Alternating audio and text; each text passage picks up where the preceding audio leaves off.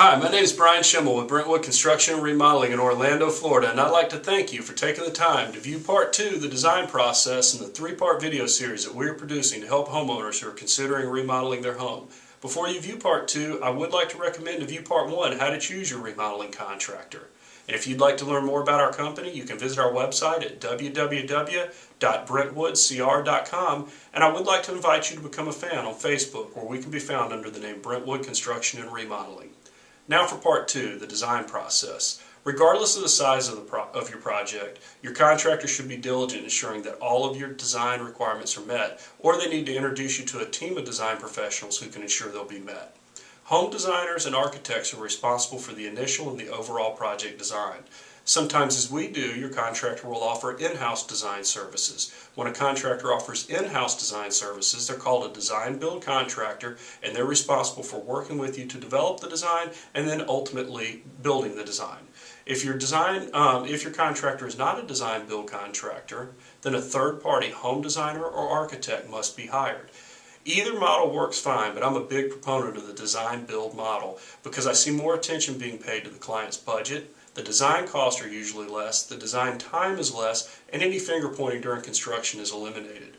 Once the project design has been developed, it's time to start doing the fun stuff, selecting your finishes and the fixtures that will personalize your home. I'm a firm believer that working with an interior designer during the design process will save you many hours of headache and hassle. A good interior designer will bring organization and documentation to the project, and in addition, they will work with you to help harmonize your colors and your finishes, review your floor plans, introduce the latest design trends, and develop furniture layouts. The entire project hinges on this selection process, and I've never had a client come to me with 100% of their selections made and documented. This is because it's such a tedious and time-consuming process. Selections for the average project can number 100 or more. Even for a small bathroom remodel, they can number as many as 30, and every one of these selections must be documented, priced, and ordered before the project has begun.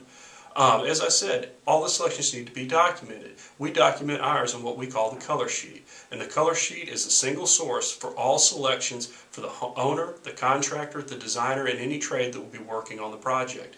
The building plans alone do not reflect the level of detail that is required, and failure to document everything really puts a successful project in jeopardy. In summary, all projects, regardless of size, require a design. This design should be developed either by a home designer or architect, or they can be developed by a design-build contractor.